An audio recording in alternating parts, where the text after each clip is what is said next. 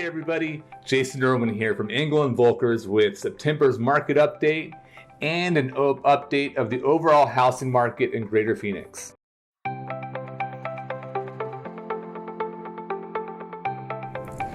So welcome back. So I've got the stats here for September, how the market was, the housing market, and I have to tell you, it's exactly going as I had thought, as I've seen in the last month. We'll start with Scottsdale, and I'll be real quick about this because I'm going to make sure that down below you can click the link to download these actual numbers.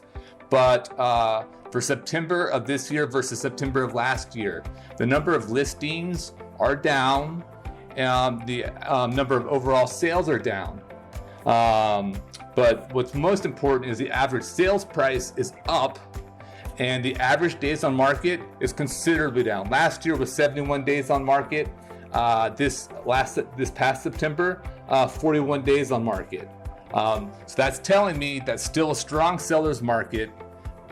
We still have appreciation. We still have a lot of buyers. We just have a low inventory. So let's move over to Paradise Valley. Almost exactly the same scenario.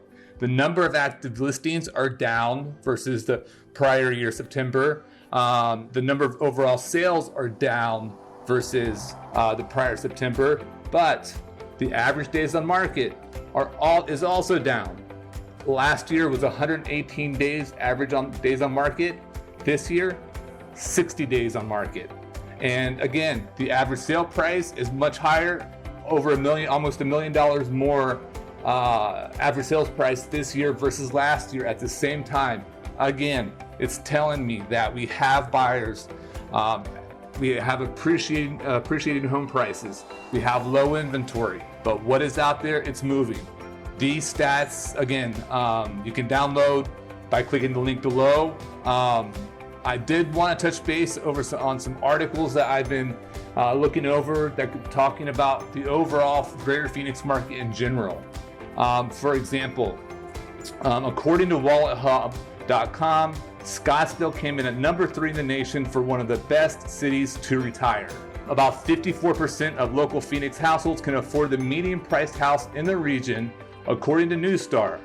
This is significantly higher than other major cities in California, New York, and Washington, where affordability ranges from 13 to 41%. The Valley again is leading the nation in home price growth. Phoenix saw the highest year-over-year home price growth in June at 29.3%. That's the 25th consecutive month, that Phoenix has led the nation in this report.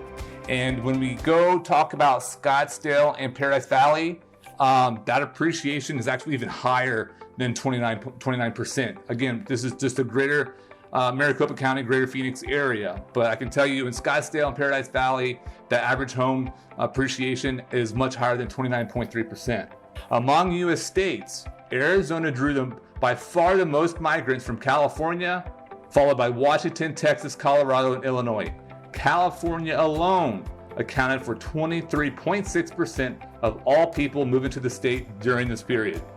Should not come as a surprise to most of us, as we have been seeing this for the past couple of years.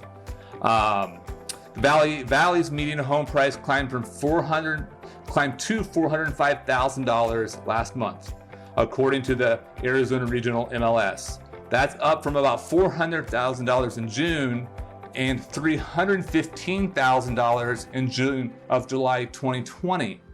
Again, we were seeing appreciation across the board. Greater Phoenix, Scottsdale, Paradise Valley, all the markets here in the Valley. Additionally, home prices increased 18% year over year in July. No state posted an annual decline in home prices. The states with the highest increases year over year were Idaho at 33.6%, followed by Arizona at 28.4%, then Utah at 25.7%. So these are some highlights of some articles I've read, and again, I'm going to put the links to all of these articles so you can read them in full down below. They're all good reads, but I wanted to bring this to your attention this month in this video because it's one thing to talk about the market stats, but when you see number of articles just talking about how our housing market is doing so well. We have people moving in, so we have the buyers. People are buying, people are selling. It's still a seller's market. We just have a low inventory. And I know I've been harping on this the past few videos, but the only thing that concerns me that I could see slowing this down at all is inflation. Supply chain issues that we're having, and inflation I'm still concerned about from people I'm talking to. But other than that, we are sitting in a very good situation. If you're looking to buy, get into the market. I highly recommend it. If you're looking to sell, you're still sitting really pretty as well. So if you have any questions regarding this month's market data or any of these articles or any questions in general about real estate, feel free to reach out to me anytime. I'm always available. Thanks, guys.